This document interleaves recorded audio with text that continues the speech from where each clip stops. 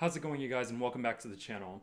There was once a gorilla who had quite the impact on the world, and he inspired many people to do something great. Today's movie is about that gorilla and is based on an original book. Today we're going to be talking about the one and only Haram Ivan.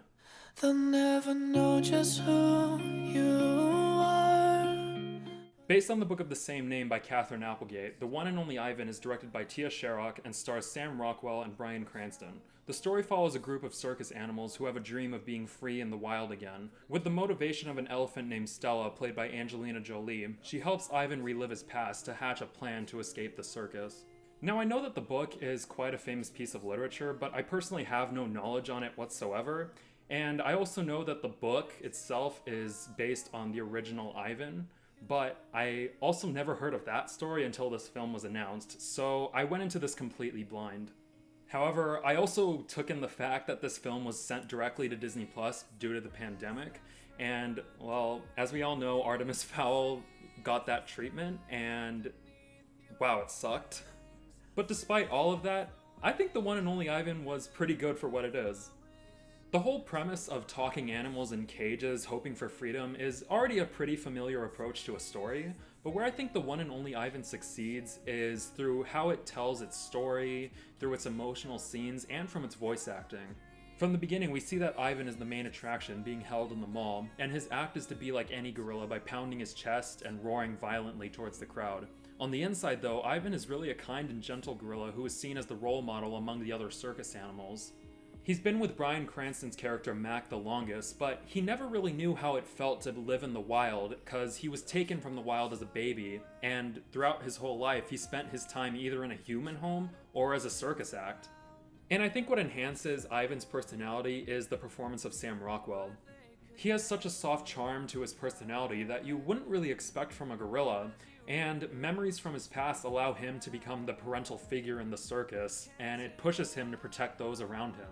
Even when he's in danger of being replaced by a new act in the show, he's still able to hold that jealousy back and not show his true anger, but he can also learn to accept that fact. And apart from Ivan's personality, I think what helped me connect to his character a lot more was the CGI work. The effects in this movie are honestly very well done when it comes to making the animals look realistic. Every detail on them, from the hair and faces, were quite impressive, and I like how they were able to give the animals a wide range of expressions, which you can't often see. There's many of those shots throughout the trailer where you can see Ivan smiling, and honestly, I don't think it made his character look any more fake.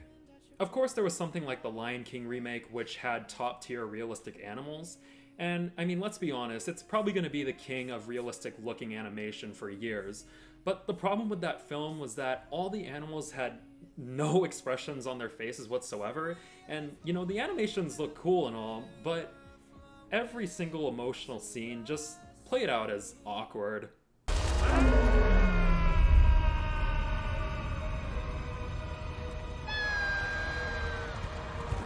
Oh no, my dad's dead!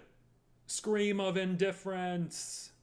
However, in The One and Only Ivan, the animals were integrated so well within the live-action world that it was really hard to believe that they were fake at times, and including the fact that they could have expressions on their faces, it made me connect with all the animals a lot more.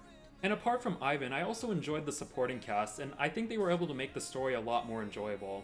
With the likes of Danny DeVito, Angelina Jolie, and more, they all brought their own charms to their performances, and I think that many people, especially kids, will find themselves enjoying them. Danny DeVito brings his usual quick-witted charm to his character, who honestly ended up getting the most laughs out of me, and Angelina Jolie was able to bring an old and wise feel to her character, which worked very well for the story.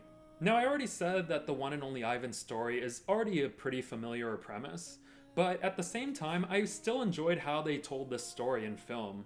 The story about the original Ivan was about a gorilla who was able to show a talent with art, and he seemed to follow a pattern in his work, which many began to take note of. Seeing it in the movie made for some very cute moments with Ivan. What is it? A flying cow? No. Is it a hand? Nah. Hands are so tough to get right. Really? His captivity lasted from when he was just a baby, and he was the attraction of a mall for 27 years, until he was eventually placed in a zoo for the remainder of his life. The inspiration of that story is what helped make The One and Only Ivan, and based off of the film, I think it had some pretty great and heartwarming messages, especially for the kids.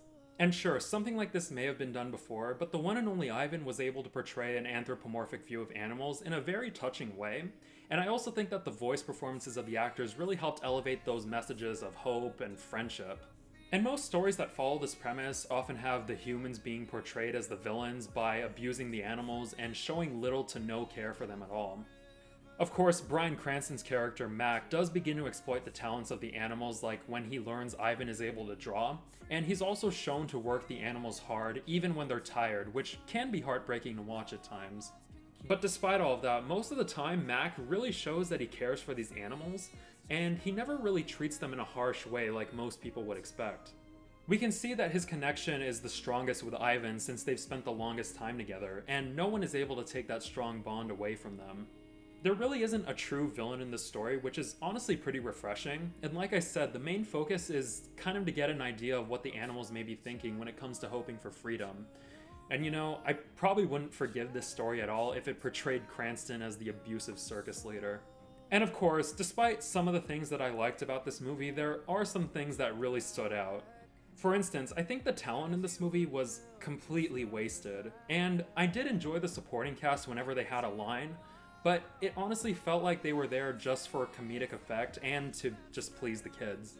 Someone as big as Angelina Jolie doesn't get a whole lot of time in this film, but I guess that's for the story's sake. But there's also people like Helen Mirren who only get like 5 minutes of time to speak, and even Philippa Sue who played Eliza in Hamilton.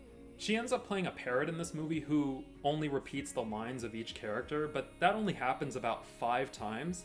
And I never realized she was in this movie until the credits, which honestly blew my mind to see how underutilized she was. And I know that the focus is mainly on the animals, but someone like Bryan Cranston doesn't really get a whole lot to do in this film, and I think he could have been used in certain scenes a lot more. And there's also the comedy, which can be very hit or miss at times. I'll admit that it does help the story, and I think it's needed for a film like this, and some of the jokes did manage to get a laugh out of me. But many of the jokes can be cringy at times, and it's pretty obvious that a lot of it was aimed towards kids. They even have a moment where a chicken does a chicken cross the road joke word for word, and it just held out for the longest time. Why would you cross the road, Henrietta? To get to the other side.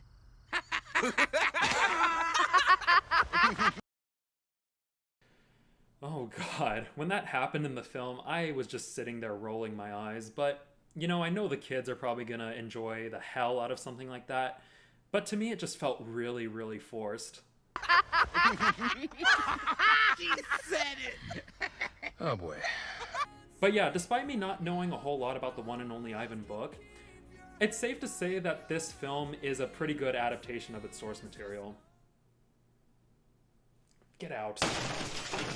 The story itself isn't anything new, but it offers a nice look on how animals may feel when it comes to being in captivity for most of their life. It's able to teach kids lessons on hope, teamwork, and friendship. Many of the elements in this movie are aimed towards that age group, which is to be expected when doing an adaptation of a kid's story, but there's also many more elements for the adults to enjoy, such as the overall performances, animation, and storytelling. If you have a kid, I'm sure they're gonna love this movie, and I'm pretty sure they're gonna be asking you to turn it on again once it's finished.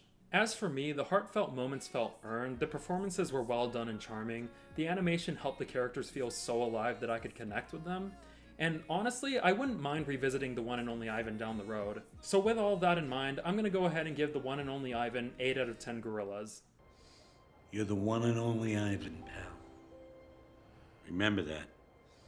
Now all we need left is just the one and only Harambe movie. Imagine how the world would react to that.